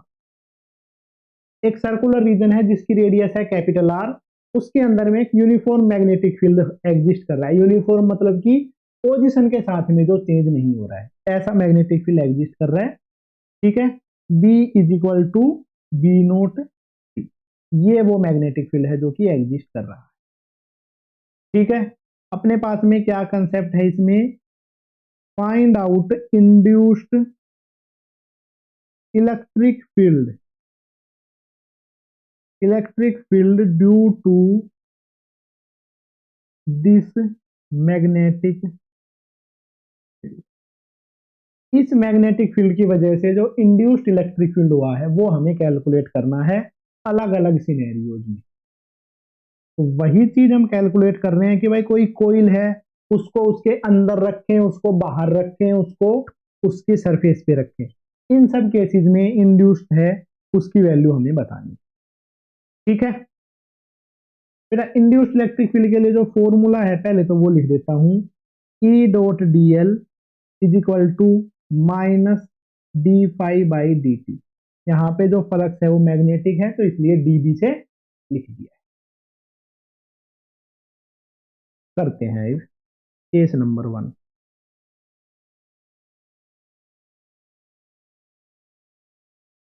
Inside the region, region के अंदर में कितना इंड्यूस्ड इलेक्ट्रिक फील्ड होगा वो बताना है। ऐसे है बेटा अपने पास में, ऐसे है एक रीजन, ये एक रीजन है जिसकी जो रेडियस है उसकी वैल्यू है आर। ठीक है, बहुत बढ़िया। इसके अंदर में ऐसे मैग्नेटिक फील्ड एग्जिस्ट कर रहा है बेटा, आउटवर्ड डायरेक्शन में मैग्नेटिक फील्ड एग्जिस्ट कर रहा है। बहुत बढ़िया, ठीक है, कोई दिक्कत नहीं है। आउटवर्ड डायरेक्शन में मैग्नेटिक फील्ड एग्जिस्ट कर रहा है पूरे रीजन में, uniform throughout the region, ये बता रखा है। तो वो डॉट डॉट डॉट डॉट बार बार नहीं बनाते हैं ताकि कंफ्यूजन ना हो। ठीक है, अब देखो बेटा, इसके अंदर में एक स्मॉल आर रेडियस की कोई लूप ले लेते हैं जिसमें हमें इंड्यूस्ड इलेक्ट्रिक फील्ड है वो बताना है। चलो भाई बहुत बढ़िया, कोई दिक्कत की बात नहीं है। ठीक है, इसके अंदर में एक स्मॉल आर रेडियस की हमने जो एक छोटी सी लूप है वो कंसिडर कर, बेटा इस लूप में डायरेक्शन भी कंसिडर करना जरूरी है। बहुत बढ़िया बात है। डायरेक्शन को कैसे कंसिडर करेंगे, डायरेक्शन को ऐसे कंसिडर करते हैं कि जो अपना मैग्नेटिक फील्ड है वो पॉजिटिव नजर आए। ठीक है, तो मैग्नेटिक फील्ड जो है वो इसकी वजह से पॉजिटिव नजर आए, तो जो भी अपने पास में आउटवर्ड मैग्नेटिक फील्ड होता है उसमें एंटी क्लॉकवाइज डायरेक्शन कंसिडर करना, जो इनवर्ड होगा तो उसमें क्लॉकवाइज करना। ऐसा कर लेते हैं, जैसे कि ये मेरे पास में अपने नोट्स है जिसपे मैं नोट्स लिख रहा हूं, इसमें ये लूप रखी हुई है। ठीक है, आउटवर्ड कंसिडर करना है बाहर की तरफ में, तो ऐसे कंसिडर कर ले, देखो ऐसे ऐसे इसके अकॉर्डिंग लूप को। बहुत बढ़िया, तो बेटा आउटवर्ड है, इसकी जो लूप है ये बनाएंगे तो क्या हो जाएगी, एंटी क्लॉकवाइज। ऐसे मान लेते हैं ये जो है इसकी जो लेंथ है, जो लेंथ एलिमेंट है उसमें हमने इसको एंटी क्लॉकवाइज कंसिडर कर लिया। इसके अंदर जो छोटे छोटे जो लेंथ के एलिमेंट हैं उनको मैंने डीएल मान लिया। ठीक है बेटा, छोटे छोटे जो एलिमेंट हैं क्योंकि आउटवर्ड मैग्नेटिक फील्ड है तो हमने उनको एंटी क्लॉकवाइज मान लिया है। राइट हैंड स्क्रू रूल में क्या होता है, जो आउटवर्ड है उसके लिए एंटी क्लॉकवाइज डायरेक्शन लेके चल लेते हैं ताकि वैल्यूज पॉजिटिव आ सके। ठीक है, और साथ साथ में ये मान लेते हैं कि जो इलेक्ट्रिक फील्ड है वो भी इसके इस लूप के अंदर ही तो होगा ना। तो जैसे कि इसके अंदर में एक रिंग रखी है आर रेडियस की, उस रेडियस के अंदर में ही करंट फ्लो कर रहा है, इसका मतलब उसके अंदर में ही इलेक्ट्रिक फील्ड फ्लो कर रहा है। ठीक है, तो इलेक्ट्रिक फील्ड को भी इसी डायरेक्शन में मान लिया है। इलेक्ट्रिक फील्ड जो क्लोज लूप बना रहा है उसको भी इसके अंदर ही घूमता हुआ मान लिया। ठीक है, तो अब यूज करते हैं इसमें इंटीग्रेशन ई डॉट डीएल, इसको कैलकुलेट करते हैं पहले क्लोज लूप के लिए। इलेक्ट्रिक फील्ड और डीएल दोनों के बीच में एंगल हमने कैसे माना है ताकि 0 डिग्री बन सके। इलेक्ट्रिक फील्ड डीएल अपने पास में अंदर रह जाएगा, कोस 0 तो 1 होता है, ई इंटू डीएल। बेटा इस क्लोज लूप है, इसकी जो लेंथ है वो क्या बन जाएगी, ई इंटू 2 पाई आर। तो ई डॉट डी एल की वैल्यू तो ये आ गई। दूसरा निकालना है इसमें d phi by d t. जो मैग्नेटिक फ्लक्स है इस लूप के अंदर में वो क्या हो जाएगा, मैग्नेटिक फील्ड। ठीक है, मैग्नेटिक फील्ड है बेटा आउटसाइड की डायरेक्शन में, और इसका जो एरिया वेक्टर है, दोनों को ऐसे मानना ताकि ये वाला रिजल्ट पॉजिटिव आ सके। मैग्नेटिक फील्ड है आउटवर्ड, और लूप को भी ऐसे मानना है क्या कि उसका एरिया वेक्टर आउटवर्ड ही आ जाए। Magnetic field into area into cos of 0 degree. तो बी इंटू ये जो छोटी सी लूप है उसका एरिया क्या बन जाएगा, पाई आर। मैग्नेटिक फील्ड है उसकी वैल्यू थी B naught p into pi r square बन गया। बी नोट टी थी मैग्नेटिक फील्ड की वैल्यू जो कि हमने लिखी है। अब इसमें एक और चीज निकालनी होती है d phi by d t, मतलब कि इसका डिफरेंशिएशन करेंगे तो B naught into pi r square तो कॉन्स्टेंट है, टी का डिफरेंशिएशन 1 बन गया। ठीक है, बस इसको पुट कर देते हैं। Put in equation number 1। Equation number 1 में पुट करेंगे E dot d l. E dot d l की वैल्यू आई है E into 2 pi r is equal to minus d phi by d t. D phi by d t, इसकी value आ गई है B naught into pi r, साथ साथ में माइनस बी। बेटा इलेक्ट्रिक फील्ड है उसकी वैल्यू क्या हो गई है, पाई से पाई कैंसिल आउट, आर से r cancel out, minus B naught r by 2। बेटा ये जो माइनस है ये क्या सजेस्ट कर रहा है, ये जो माइनस है ये चीज बता रहा है कि जो हमने इलेक्ट्रिक फील्ड की डायरेक्शन मानी है वो हमने गलत मानी है। ठीक है, अगर बेटा फ्लक्स बढ़ रहा होगा क्योंकि जो मैग्नेटिक फील्ड है तो टाइम पे डिपेंड कर रहा है, बी नोट टी टाइम के साथ में इंक्रीज हो रहा है, तो लेंस लॉ की वजह से ईएमएफ इंड्यूस होगा, वो अपोजिट डायरेक्शन में होगा, इलेक्ट्रिक फील्ड जो आएगा अपोजिट डायरेक्शन में आएगा। ठीक है, इसके अंदर में हम लेंस लॉ से भी बता सकते हैं करंट जो आएगा वो हमने गलत डायरेक्शन मानी है, इसीलिए अपने पास में ये माइनस आएगा। ठीक है, इसका मतलब एक ये चीज लिख दिया मैंने, इलेक्ट्रिक फील्ड आर के directly opposite. This negative sign suggest that direction of induced electric field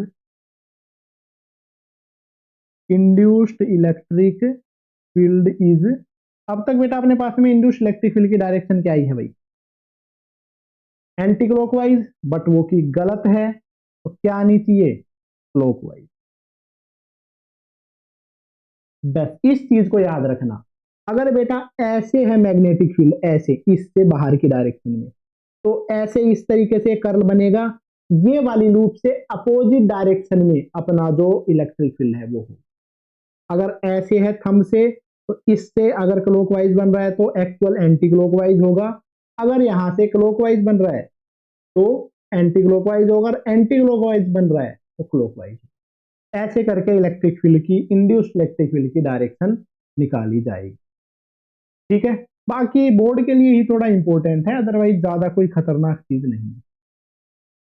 तो ये तो हो गया भाई केस नंबर 1। इसके बाद में करने वाले हैं हम case number 2। Electric field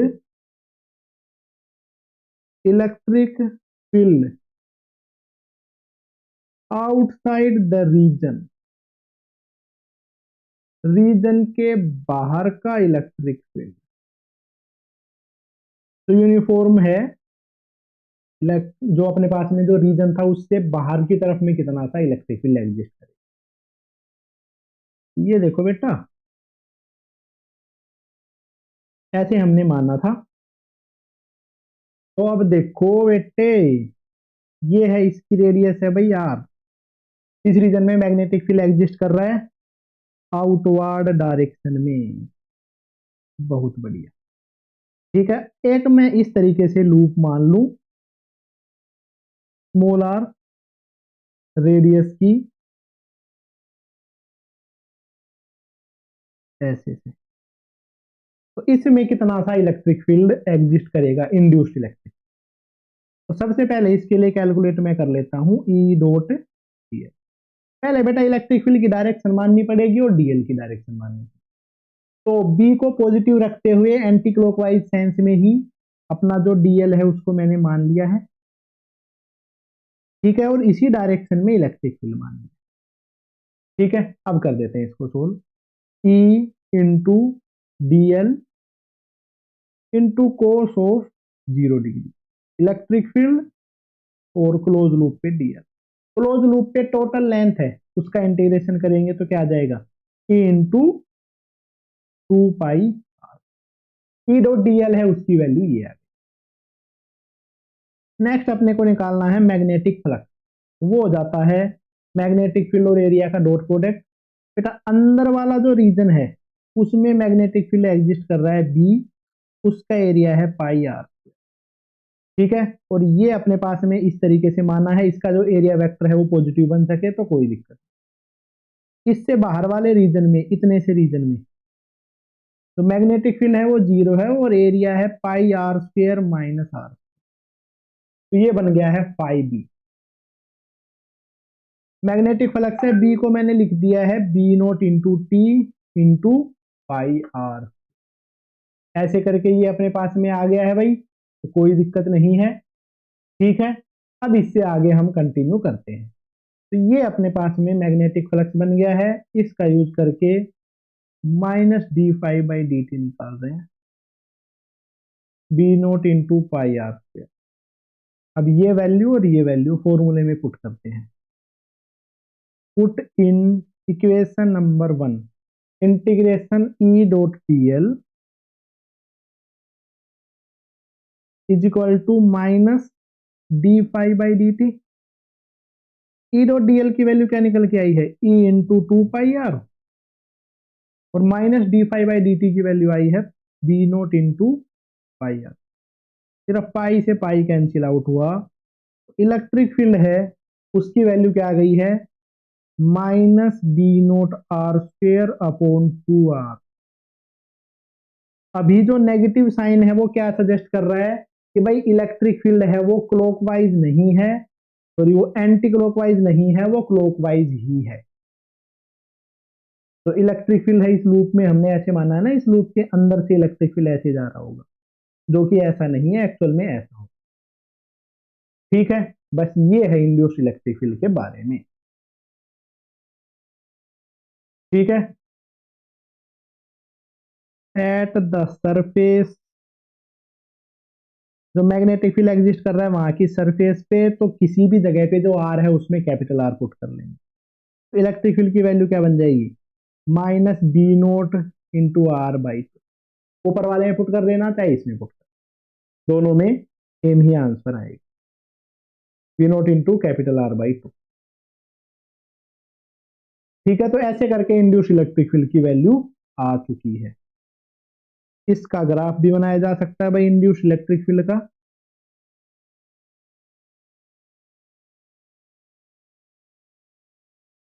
r के साथ में इनसाइड में कैसे डिपेंड कर रहा था, directly proportional to R, outside में इनवर्सली प्रोपोर्शनल टू सी।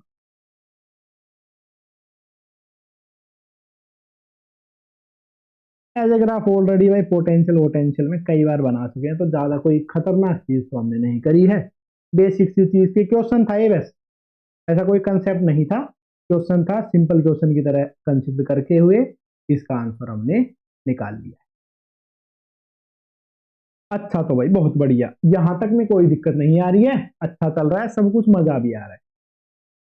इससे आगे जो नई चीजें हैं वो हम करते हैं, ठीक है। तो बेटा इसके बाद में हमें जो कुछ चीज पता चली है उसके बारे में भी लिख लेते हैं, उसके बारे में भी कुछ चंद पॉइंट है कर लेते हैं। बेटा इलेक्ट्रिक फील्ड यहाँ पे मैंने देखा, तो इलेक्ट्रिक फील्ड यहाँ पे कैसा हो रहा है, डीएल के साथ साथ में इस वायर के अंदर से है ना इलेक्ट्रिक फील्ड, इस वायर के अंदर से क्लोज लूप बना रहा है वो इलेक्ट्रिक फील्ड, इस वायर के अंदर में खुद पूरा करंट फ्लो करने लग रहा है, और वो करंट जैसे फ्लो कर रहा है वैसे ही इलेक्ट्रिक फील्ड फ्लो कर रहा होगा। ठीक है, तो इसका मतलब है करंट खुद से ही क्लोज लूप बना रहा है, मतलब इलेक्ट्रिक फील्ड भी खुद से ही क्लोज लूप बना रहा है। ठीक है, अब तक बेटा बिना बैटरी के कहीं पे हमने माना भी नहीं था कि करंट फ्लो कर सकता, तो इलेक्ट्रिक फील्ड भी नहीं माना था। तो अब तक जो इलेक्ट्रिक फील्ड था वो कैसा था, कंजर्वेटिव, जो कि क्लोज लूप नहीं बनाता था। बट जो इंड्यूस्ड इलेक्ट्रिक फील्ड है वो नॉन कंजर्वेटिव होता है, क्लोज लूप बना सकता है। ठीक है, ये चीज लिख लो।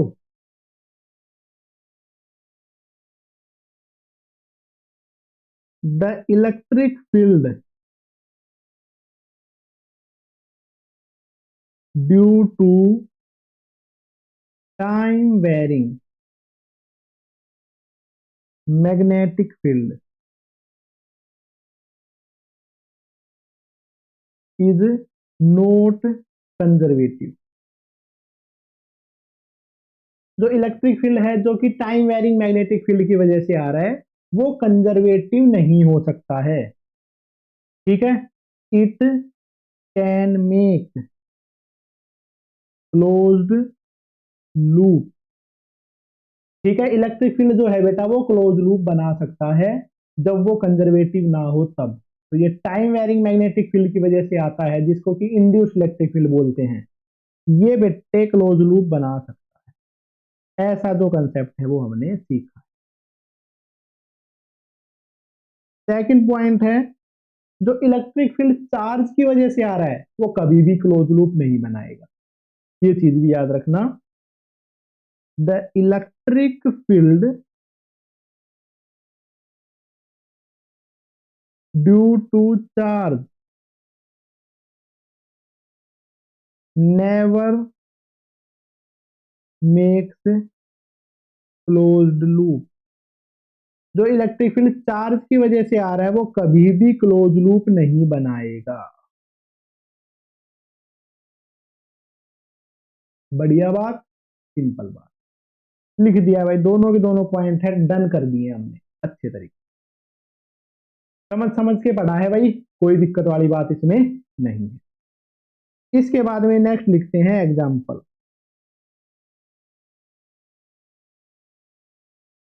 एग्जाम्पल देखना भाई, क्वेश्चन है बेटा ये,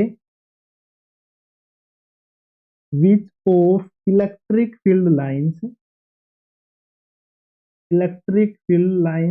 आर नॉट पॉसिबल। कौन सी इलेक्ट्रिक फील्ड लाइंस है जो कि पॉसिबल नहीं है। सबसे पहला तो है इस तरीके से भाई, सेकंड है इस तरीके से, थर्ड है ऐसे, और जो फोर्थ है वो है अपने पास में। इनमें से कौन सी इलेक्ट्रिक फील्ड लाइंस है वो पॉसिबल नहीं है। ठीक है, ये नहीं पूछा कौन सी पॉसिबल है, ऐसा पूछा है कि कौन सी पॉसिबल नहीं है। ठीक है, तो बेटा ये जो है सेकंड पॉसिबल है, थर्ड भी पॉसिबल है, क्रॉस करना इलेक्ट्रिक फील्ड लाइंस का वो कभी भी पॉसिबल नहीं हो सकता। क्लोज लूप पॉसिबल है बेटा, इसका सही आंसर हो जाएगा 1 और 4। ये हो जाता है इस क्वेश्चन का सही आंसर।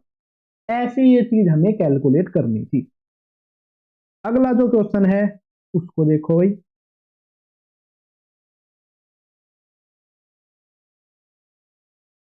ये है बेटा question, as a result of charge in as a result of change in magnetic flux link to a close loop as shown in the figure. ये क्लोज लूप है, इस पे जो फ्लक्स है वो चेंज होने की वजह से एक EMF V is induced in the loop. इस लूप के अंदर में एक वी ईएमएफ है वो इंड्यूस हो चुका है। The work done in taking the charge q coulombs once along the loop. एक चार्ज है क्यू को उस इस लूप के अलोंग में ले जाने में कितना सा वर्क डन करना पड़ेगा। वर्क डन बेटा इस केस में कंजर्वेटिव फोर्स नहीं है, इस बारे में ध्यान रखना। तो क्लोज लूप में मूव करवाने में वर्क डन जीरो नहीं होगा, कुछ ना कुछ इसका आंसर आएगा। तो इस केस में वर्क डन है उसकी वैल्यू क्या आ जाएगी, potential, change in potential. Loop के अंदर में जो पोटेंशियल डिफरेंस हुआ है वो है V, और जो चार्ज लेके गए हैं वो है Q। इसका आंसर आ जाएगा V इंटू Q, सही आंसर। वैसे इस क्वेश्चन का ध्यान रखना, इंपॉर्टेंट क्वेश्चन है। चलो तो भाई नेक्स्ट अपने पास में क्वेश्चन करते हैं, ठीक है। तो नेक्स्ट जो अपना क्वेश्चन तो हो ही गए हैं इस पे वेस्ट, ठीक है। नेक्स्ट अपना कंसेप्ट ही है, इस कंसेप्ट को करते हैं, ठीक है। कंसेप्ट को समझना बेटा शुरुआत से, उसके अकॉर्डिंगली उसकी क्वेश्चन है वो करेंगे। अब बेटा जो हम पढ़ने वाले हैं वो है एनर्जी कंसिडरेशन के बारे में। जो अपने पास में लेंस लॉ होता है ना, उसमें एनर्जी किस तरीके से कंजर्व रहती है, किस तरीके से एनर्जी कंसिडरेशन होने वाला है। तो जो टॉपिक है वो अपने पास में क्या है बेटा, एनर्जी कंसिडरेशन।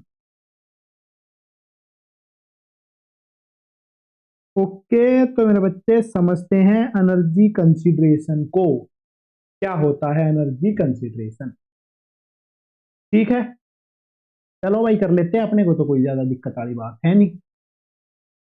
देखो, तो इसके लिए मैं एक सिंपल सा एग्जांपल लेके चलता हूँ। ऐसा एग्जांपल चूज कर रहे हैं भाई जिसके बारे में आपको प्रॉपर तरीके से पता हो, जिसके सारे रिजल्ट आप निकाल सकते हो, सब कुछ अपने लिए आसान, ठीक है। ऐसा कोई यूनिफॉर्म मैग्नेटिक फील्ड है, इस यूनिफॉर्म मैग्नेटिक फील्ड में एक ऐसे करके रेल्स बनाई हुई है, और इसके अंदर पे एक रोड को रखा गया है।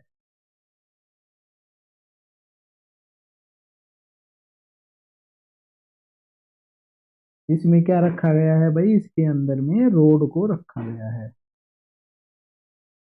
ये एक रोड है भाई,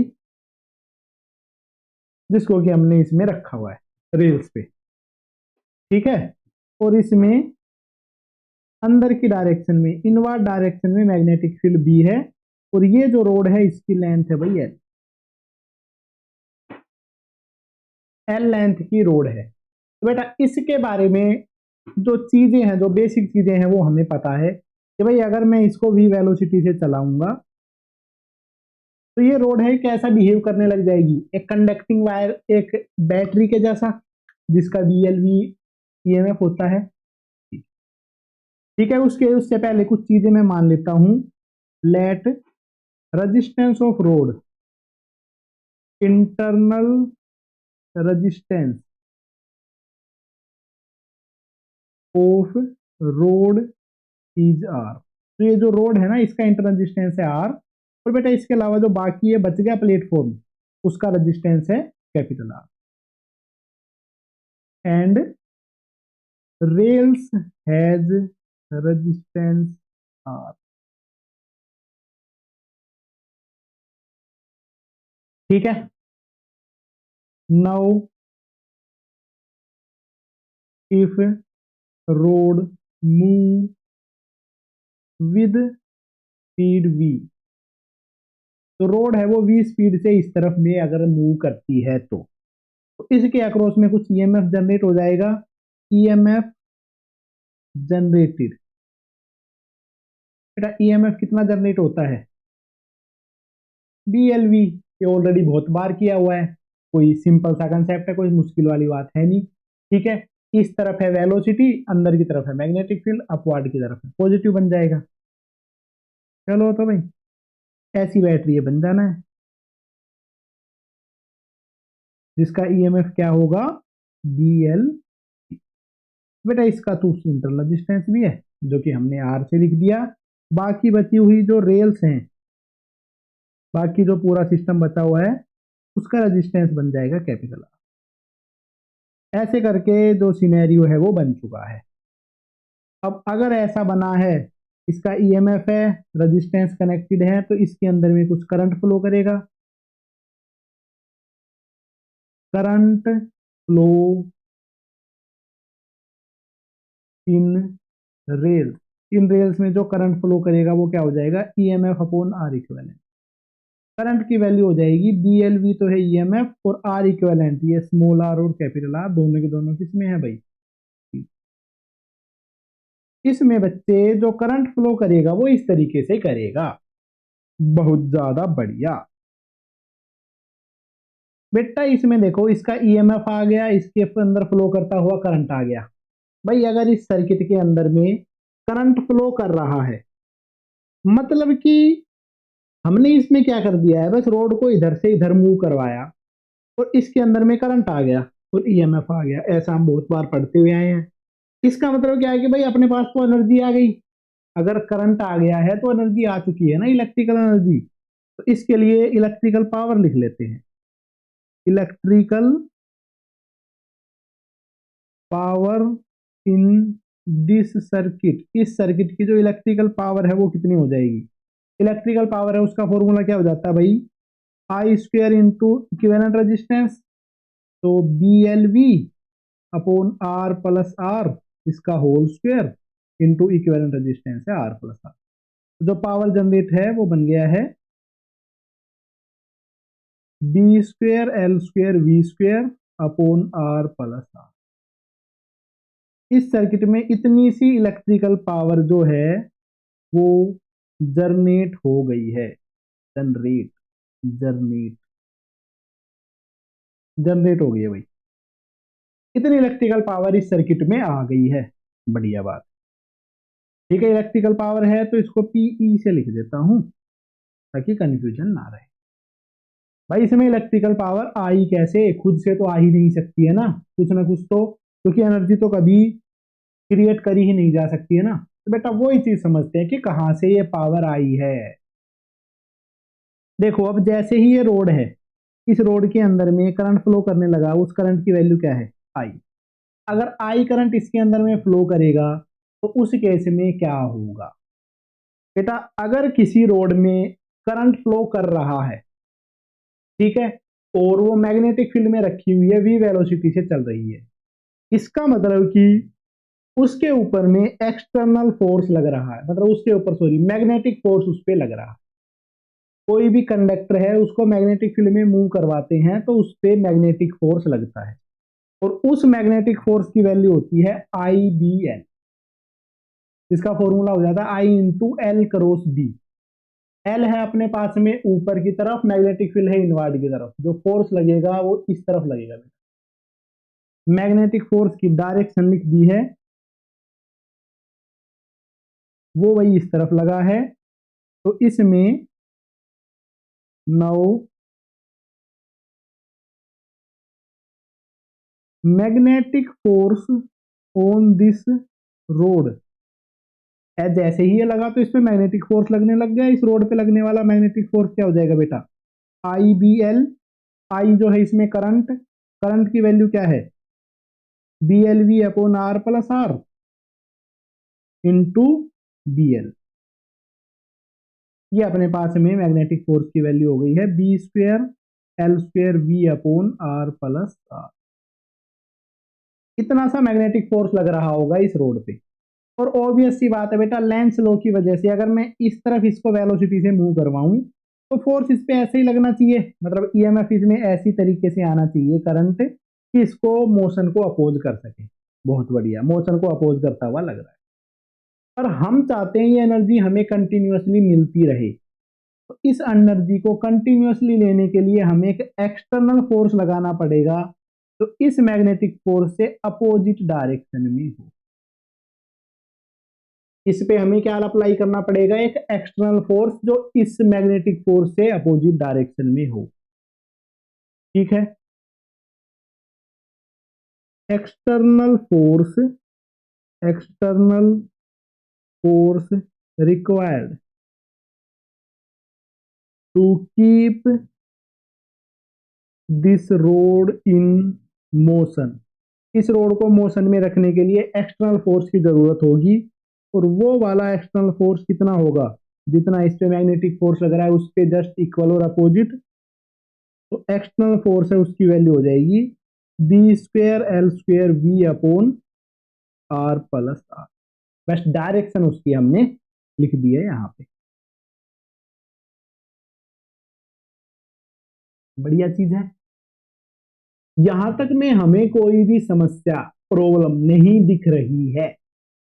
अच्छा तो बेटा तो बेटा एक्सटर्नल फोर्स अगर लगाना पड़ रहा है तो उस एक्सटर्नल फोर्स के कोरस्पॉन्डिंग हमें कितनी सी पावर इसको देनी पड़ रही है। ठीक है, तो वो और लिख लेते हैं, power of external agent for this motion, इस मोशन को कंटिन्यू रखने के लिए एक्सटर्नल को कितनी पावर लगानी पड़ रही है, वो हो जाएगी मैकेनिकल पावर, और वो हो जाएगी भाई एक्सटर्नल फोर्स और जो वेलोसिटी है उसका डॉट प्रोडक्ट। एक्सटर्नल फोर्स हो जाता है B square l square v upon are plus r, velocity है भाई वी, और दोनों के बीच में जो एंगल है वो है 0 डिग्री, जिस तरफ फोर्स है उसी तरफ में वेलोसिटी। तो ऐसे करके जो मैकेनिकल पावर है जिसकी जरूरत हमें पड़ रही है, उस मैकेनिकल पावर की कितनी वैल्यू निकल के आ गई है, B square l square v square upon are plus r. ये आ गई है बेटा अपने पास में मैकेनिकल पावर। इलेक्ट्रिकल पावर जितनी जनरेट हुई उतनी ही मैकेनिकल पावर हमें लगानी पड़ी उस रोड को मूव करवाने के लिए। जितना उस रोड को मूव करवाने के लिए पावर लग रही है उतनी ही पावर इलेक्ट्रिसिटी में बन रही है। इसका मतलब क्या है कि भाई जो इलेक्ट्रिसिटी जनरेट हो रही है वो एक्चुअल में पावर का कन्वर्जन है, मैकेनिकल से इलेक्ट्रिकल में कन्वर्ट हो रही है। ठीक है, बस ये चीज तुम्हें समझानी। तो mechanical energy in pulling the loop by the agent